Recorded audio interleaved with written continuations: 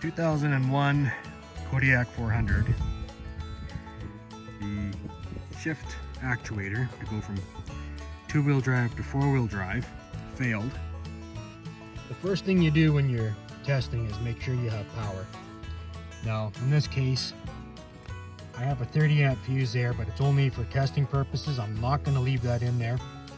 As soon as I'm done showing you how to test the wires, I'm going to pull that. It should be a 3 amp. If you have more than a 3 amp fuse in there, you can burn the motor out if it jams. What you do to test is get a test light,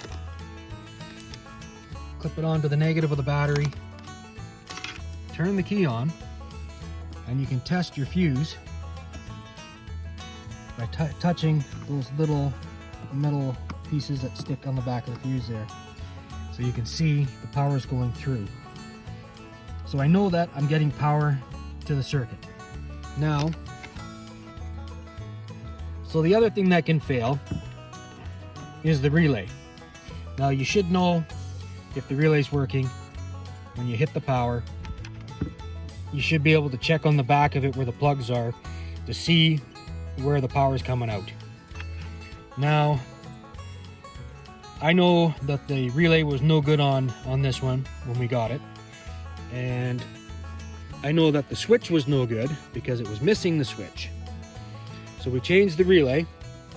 I figure the person broke the switch trying to figure out why it wasn't working, not realizing it was the relay. Not a cheap part. Not a cheap part. And neither is that. So, in order to check and make sure that everything's working, you're going to clip again onto a ground, and I'm going to see if I can find a bolt on the frame here. And then you take your harness, which you see dangling there, and one of those wires is going to be a dedicated ground. So if you clip onto the positive on the battery, you can figure out which one is the ground, because when you touch it, it'll light up.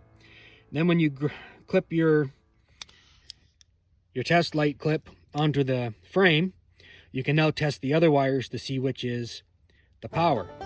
So at two-wheel drive, one of those will be lit up, and in four-wheel drive, a different wire will light up. And when that happens, you know that you have a good ground, and you know that your switch is working, and you know that the relay is working. To test your wires, make sure your wires are all good and your switch is working. What you'll do is clip onto the frame, and then, this is tricky to get in here, you'll test the wires. Now, in two-wheel drive, this one right above my thumb here, the second one down, will provide power. Now, I'm going to see if I can show you. It's kind of awkward in here.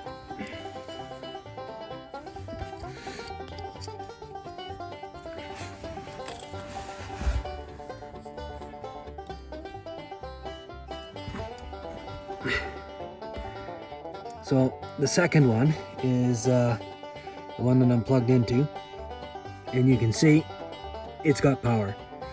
Now that changes when you switch it to four-wheel drive. So that bottom one is the one for the four-wheel drive.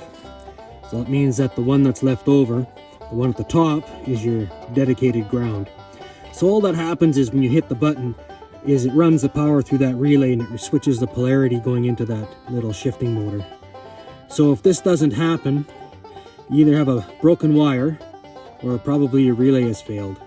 It's not likely your wires, unless they've broken on the back of this clip here. But now what I'll do is I'll plug in the shifter, and I'll put it in two-wheel drive, and I'll go 2, 4, 2, make sure it's shifted into 2, and then I will put it on.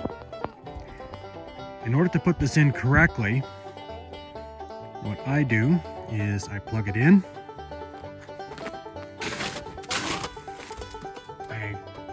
shift it into 4, I shift it back into 2, and while it's sitting loose so that the actuator motor can turn, when I know it's in 2-wheel drive, then I crawl underneath